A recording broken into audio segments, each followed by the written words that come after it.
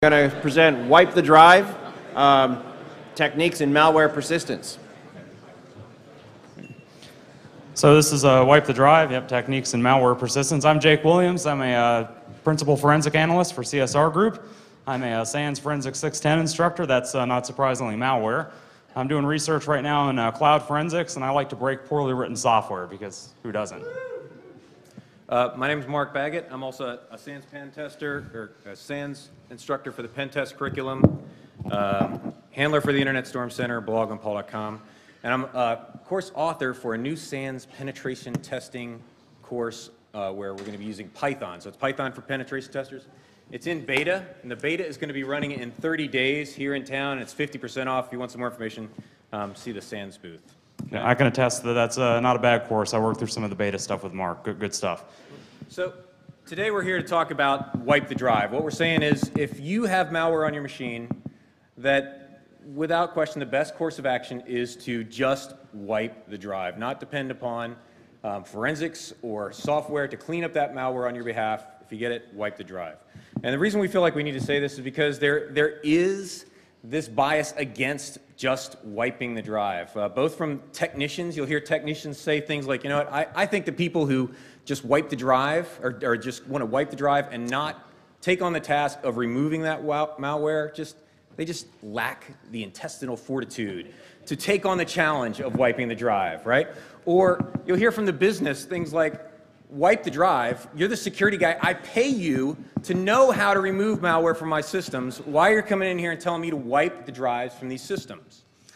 But what we want to do here today is to put together some techniques that are going to demonstrate that what malware or attackers who have been on your system as a result of malware infection can do is modify the configurations on your system or leave things behind that will not be detected by antivirus software, that antivirus software isn't even looking for, okay, that is going to leave some unique configuration on the machine that will allow the attacker at some point in the future to either trigger an event that will cause the reinfection of the machine or know that some event is scheduled to happen that they can take advantage of that will cause the reinfection of that machine. And so let me be honest, right? As a consultant who gets paid by the hour, I prefer that you don't wipe the drive. By all means, don't take my advice, right? I like repeat engagements. Again, we get paid by the hour. Love the repeat engagements. Don't wipe the, oh no, wait, do wipe the drive. Seriously, from a security perspective. So what are we doing here? Well, this really came out of basically some of the incidents that I've worked over the last year and a half here, and some experience that Mark has as well from incident handling side, and then sitting together and brainstorming and saying, hey, how can we up the ante a little bit? And so we're going to present 8 techniques today. We don't think we've got them all covered. In fact, we're positive we don't have them all covered. We want to start a repository for these things, and that's where wipethedrive.com comes in. So we're going to put detailed implementations of these techniques on the website. The slides will be up sometime this weekend. And then this presentation is really just intended to basically kick off and start the conversation. We're going to present some techniques. Hopefully you can use them from a pen testing standpoint or from certainly an incident response standpoint, things you should be looking for. Right? But again, certainly we're looking to start a good conversation about this. If you have techniques, definitely we're all ears. And again, the details for what we're going to be talking about today will be included in a longer presentation that will be posted on the website as well. And the techniques that we're looking at are creative ways that you can trigger the reinfection of a machine. Okay? These are techniques that after the incident response has occurred, right? So they knew viruses or some type of malware was on the system. The incident responders come in, they clean the system, right, by running antivirus software, not by wiping the drive. They clean the system, they do their memory forensics, the all-powerful memory forensics that can find everything. Forensics. And they find nothing in memory. And then at some event later in time, preferably triggered by the attacker, okay, remotely, but perhaps it's just based upon an event that they know is going to occur, they can cause the reinfection. So the first technique we're going to talk about is file associations. Antivirus has been all over this for years, in the .exe, the .com, the .bat. Basically, the file associations handle how the shell knows how to basically which program we're going to use to open up a file when you double click on it, right? They don't ignore things, or sorry, they do ignore things like .doc and .xls because maybe you want to install a Microsoft Office, or maybe for some reason you prefer OpenOffice and you'd rather use that, right? But they don't monitor those. You have to be able to change those. And so this one actually came from a compromise that we ran, and we ran basically went in, cleaned the malware off. I got a good repeat engagement off of it. I love repeat engagements. They would not take the server offline. The client was just anti-take the server offline. And notepad.exe is ultimately what we found was the reinfection vector. So basically, we cleaned the malware off. This was just a production server. It couldn't be taken down. Definitely, we couldn't afford the business loss. And basically, the attacker had replaced the file association for .log and .text on the server. And so at some later date and time, or some later point in time, the admin is on the box, right? So 2-3 weeks later, admin's on the box, opens up a log file. .log opens up in notepad.exe, which kicks off notepad.exe and also reinfects the machine, right? So again, we just associate malware with some normal extension, or we can get a little bit more creative with it. We can create a new extension, something like .wtd, wipe the drive, right? And then we can email a file to the admin with that extension, right? The admin double clicks on it. What gets a chance to handle the file? Our malware, right? And so we do think that file associations are going to be a good technique for secondary persistence. We've already seen it used in at least one attack. So before you throw the Shmoo ball, this one's lame, okay? Lame, You guys have absolutely. some Shmoo balls? We No. weren't going to have this one in the presentation originally. This was not in the original list, okay? No, I lobbied said, against it. I thought we were going to get booed off the stage. It's Yep. just... But, so I did this post on the Internet Storm Center that talked about this technique, and what I got was email after email streaming in from people talking about these different applications that they had found on their systems that are exploitable via this vulnerability. And I am convinced that just about every Windows system that exists today has at least one of these particular vulnerabilities that will allow you to reinfect the host. So what is the vulnerability? Well, first, it's been around since 2000. We shouldn't be dealing with this today, but sadly, we still are on every single machine. And that is you take a path like this, /program files, Microsoft Office, Office 12, PowerPoint.exe, space, myPowerPoint.pptx. How does the operating system know the difference between the document you want to open and the executable? Well, it's based upon the spaces. Spaces are delimiters, but there's spaces in my path. So how does it know that I don't want to launch /program.exe or /program files Microsoft.exe? How does it know that I want to launch PowerPoint.exe? And the answer is, it doesn't, right? It tries them all. So the first thing it tries to load is /program.exe. Then it moves down the chain until it gets it right. So you drop your malware on the hard drive under /program.exe, and you're just about on any machine today guaranteed that it's going to be launched at some point in time by applications like, I don't know, Microsoft Defender, Java, Adobe, Flash, Internet, or PowerPoint, right? All these applications are launching program.exe, and you can test this by taking a copy of Calculator, put it on your hard drive as program.exe, and just watch all the calcs that launch on your machine or launch in the background invisibly on your machine. Okay? Yep. There's So- some interesting ones we've seen as well. Go ahead. How many of you guys are government employees or card-carrying members of the infamous CAT card? Yeah, that's cool. I wouldn't raise my hand either, but that's cool. So one of the emails that we got, and this is really interesting, actually involved some of the CAT card reader software installed on the quote-unquote golden images all around some U.S. government organizations. And so what turns out is that when you put your smart card in, then it launches the program to handle it. And so then program.exe then now not only executes at some time in the future, but at some time that we can socially engineer in the future. Maybe we socially engineer the user of the machine that we've left program.exe on, say, hey, do something that would require you to insert your CAT card at this point, or maybe they just insert their CAT card to log on, and then again, we're right back in business.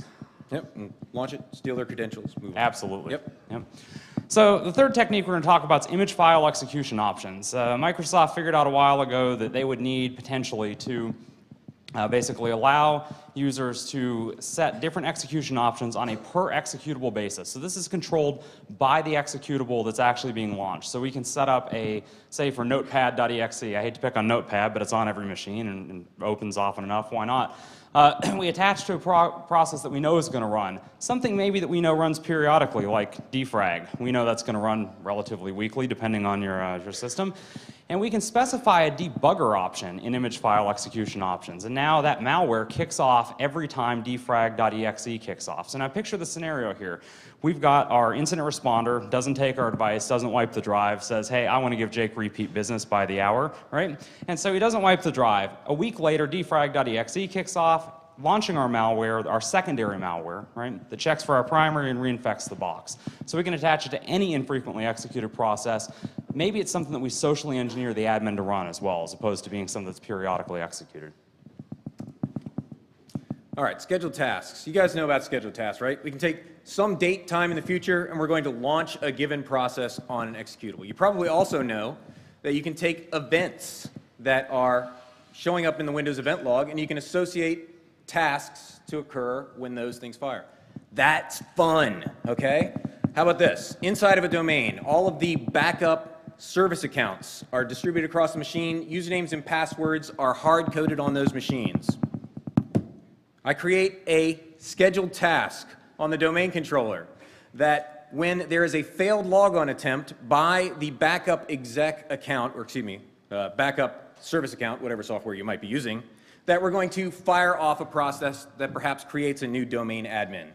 You come in, you clean up the infection. Okay? You didn't wipe the drives. You just ran your antivirus software, but these scheduled tasks are left behind. Okay? At some point in the future, when I want to get back on the system, net use host, username, backup account, password, incorrect password. It triggers a failed login attempt by the backup account, which never occurs under normal circumstances. Fires off my malware, I get reinfected. Or we need to do it remotely. How many people have RDP services available through your firewalls? Right. Yes. All right, you're all lying. Okay? And so something that's neat is we don't have to tie it from the RDP standpoint to the actual account name that's being locked out, right? Or that we're trying to get a failed login on. Yeah, we so could RDP tie it doesn't have anything to do with backups, but right. we Absolutely just not.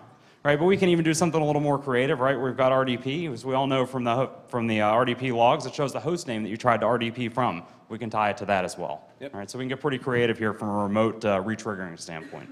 The custom options in there allow you to define XPaths, where you can define filters, basically, on data elements. So things such as a given host name showing up in the event log can be used to trigger your malware. And then I did a post on paul.com about 6 months ago on how to use event tracing for Windows to steal SSL cookies, SSL usernames, and passwords out of event logs on systems. So basically on the Windows operating system, you have about 650 different event trace providers. And these are providers that generate event logs, but they're not event logs that show up in the event viewer. They just are logged elsewhere in the system. You can associate, or you can define a service trigger that based upon any one of those events, you can have it fire off a service. So start your service. This is how the Windows operating system does things like, start the TCP stack whenever a network is present. And there are thousands and thousands of options when it comes to defining these event triggers and what the things that are logged in there. I think there's a lot of options this is where a lot of interesting things can be done, such as when a given USB device is on a machine, you can fire off a service. How about these? When a given host name is resolved, right? So when a browser goes to a specific web page, or when I email in an HTML document that has an image tag that goes off to a specified domain. Whenever I see that domain name showing up in the logs from one of these event trace providers, fire off my malware. Or perhaps it's based upon the physical presence of a physical network. So when the device is plugged into a given SCADA network, or taken off the business NAN and plugged into a separated business segment, then we fire off the executables. Or perhaps when it's removed from the business network to prevent forensics from occurring, we fire off the malware there. I also like the option of doing it based upon wireless networks. So the malware fires in the presence of a specific SSID. So they've removed your malware from the system. At a later point in time when you want to reinfect the organization, you just come into range of the machines that have these event trace provider monitors that will fire off the malware because your wireless access point is now within range. They detect it and they launch the malware. Or you could even do this with a bring your own device. In fact, a machine at home, when the machine at home is brought into the presence of the business network, then it fires off the malware. So service failovers is the next technique we'll talk about. Service failovers are all kinds of cool. We can take an existing service, a legitimate service. I think every forensic professional in here knows you got to go through the services. You have to look. Malware likes to persist as services. We're not introducing that. We're looking at using an actual service failover. So we want to piggyback on an existing service, maybe even something cool like antivirus, right? That's a big win. You always like attacking, or I always like to attack the antivirus. But so we can set the services basically with recovery actions that happen when services fail. Now all we have to do is guarantee that the service is going to fail, right? We can do something creative like make the service dependent on our primary malware. And then when our primary malware is removed by the incident responder, the service fails and it kicks off our secondary malware, we're right back on the box, right? Well, that's an immediate thing, and that may get me caught by a really good incident responder. I mean, I don't want to be that, I don't want to be that hard up there, but what I can do is then let's forget about the whole dependency thing. Go ahead and put that in your back pocket, but let's forget about the dependency thing. And maybe I want to set it just so when the service fails, but now I have to depend on a service failing. Let's see. How many of you guys have done pen tests this year? Yeah, half the room, I'm sure, right? MS-1220. Anybody find any boxes still vulnerable to MS-1220? Yeah, I can't go anywhere and not find boxes still vulnerable to MS-1220, right? So that's the RDP service. I send a packet, causes the RDP service to fail, malware back in business. We're right back on the box. And everybody knows to check the services, but are you checking for the recovery options to see whether or not there's executables set to fire in there? Yeah, and let's not forget, from a recovery options standpoint, this is another place that's ripe. We have a custom startup.cm. Is it custom startup or custom recovery? Doesn't matter. Microsoft's already configured a number of these for you. And it's interesting. They say, hey, go run this command. This command happens to not already be on the box. It's like Microsoft woke up one day and said, hey, we're going to set up a bunch of service failover providers, and here's a nice box that you can just put malware in, right? We haven't put anything there. You don't have to replace anything. You don't have to worry about system file checking. Just go stick something here, and we'll execute it anytime service fails. They're pre-custom configured for you. So to be clear, there's at least 2 services that are defined on Windows boxes that if that service fails, it will launch a script on your host. And today that script doesn't exist, but it's already configured to launch that script. You put the script there, and when that service fails, it's going to launch that script for you. And there meaning anywhere in your path, right? So the next technique we'll talk about is Win logon events. I think this one's really awesome because, again, it's from basically from a counter-forensic standpoint, it kind of screws up my methodology. I love this whole memory capture thing, and this really screws it up. And so Microsoft decided, again, that you may need to basically execute some code on some Win logon event, something like a log on, a log off, or maybe even a shutdown event. And so we really, really like the shutdown event because that allows us to run code as the machine is shutting down. And as the machine is shutting down, guess who can't run forensics tools? Right, absolutely. So we like that. And so what we do, unfortunately, though, this causes our code to get loaded up on boot. Right? So when we use this technique, Win logon is going to load some code as soon as the machine boots. So what we've done here is we've taken to loading only a bootstrap process. And all it does, essentially, or a bootstrap DLL, all it does is loads our malicious DLL that checks for our persistence during shutdown. So now if somebody takes a memory capture during normal operations, good to go. There's nothing to see here. Just load a library. That happens thousands of times, all over memory. So again, what's really cool about this, again, is that it's only firing on machine shutdown. There's no forensic tools that can be run. Memory forensics is going to miss the real payload.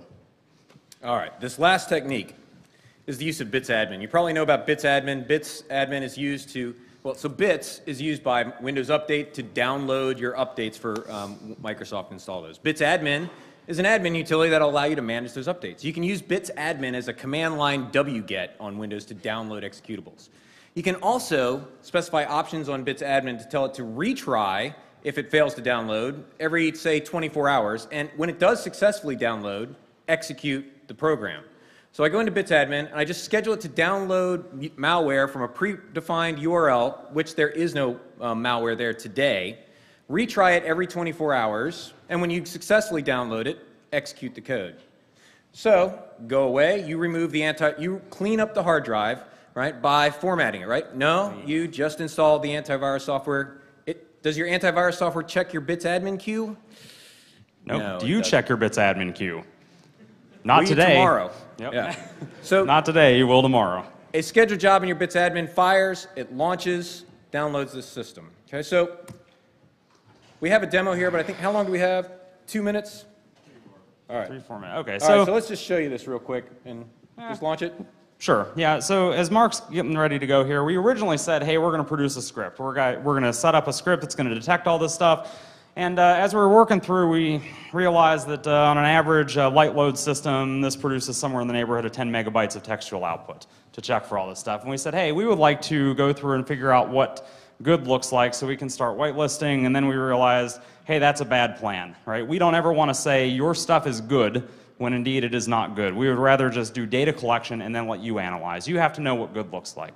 Good is going to vary depending on, system to system. So the good news is that despite the fact that we can't do the analysis for you, we are doing the collection and we'll even do the remediation for you. So we do have an awesome remediation technique. So here, this is a script that we'll release that will detect when any of these methods that we use are in use and remediate them. Okay, you ready? So we'll run malware check. All right. Yep. All right. Found one. I have a program.exe on my machine. Would you like to remediate this now?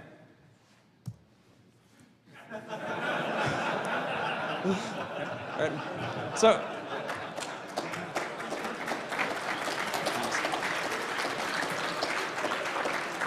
So again, I mean, all laughing aside, right? We contend that we're not that smart. We came up with these 8, right? We've seen a lot of these already used, and we think there are a lot more out there, right? So, laying all joking aside, that format C drive, that is the remediation, right? I don't think, as a forensics professional, that I'm smart enough. Obviously, I'm checking for these things now, right? But I don't think that I'm smart enough to beat every attacker out there, right? I'm going to continue to recommend to clients once you're owned, right?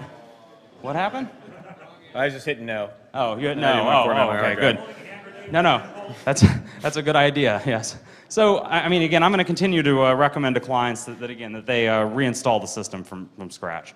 So as I hope we've stirred the pot, as you come up with other ideas based upon event logs and things like that, send them our way. We'll give you full credit on these. Make sure that they get posted. But as we collect up these ideas, we'll be posting these with full credit on wipethedrive.com. And there's our Twitter handles if you're interested. Yeah. And again, we'll have this stuff posted sometime this weekend. Again, we really appreciate your time. Definitely interested to hear better ideas here, or potentially different ideas for malware persistence. Thanks, guys. All right. Thanks.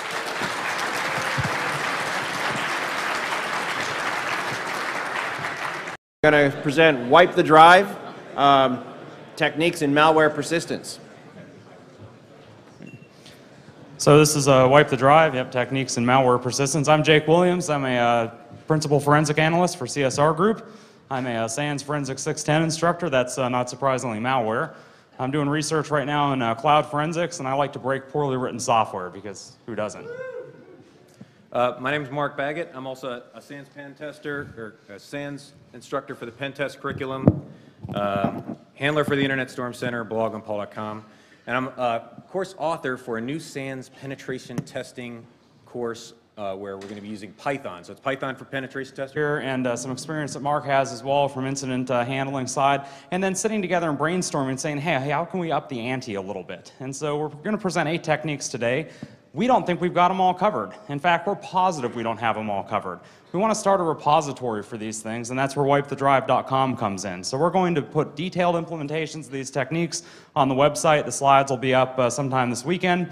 And then this presentation is really just intended to basically kick off and start the conversation. We're going to present some techniques. Hopefully you can use them from a pen testing standpoint or from certainly an incident response standpoint, things you should be looking for.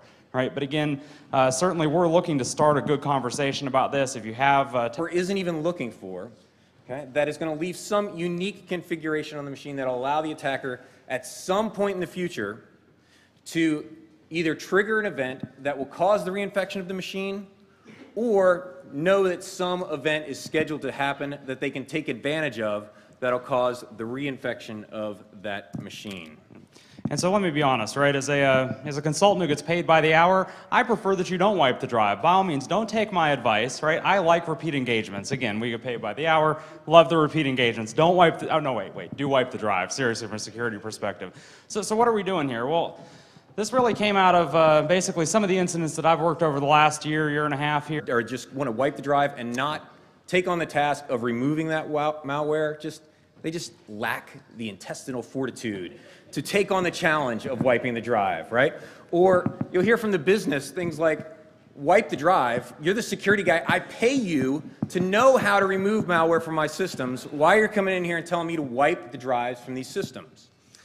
But what we want to do here today is to put together some techniques that are going to demonstrate that what malware or attackers who have been on your system as a result of malware infection can do is modify the configurations on your system or leave things behind that will not be detected by antivirus software. The antivirus software, it's in beta, and the beta is going to be running in 30 days here in town. It's 50% off. If you want some more information, see the SANS booth.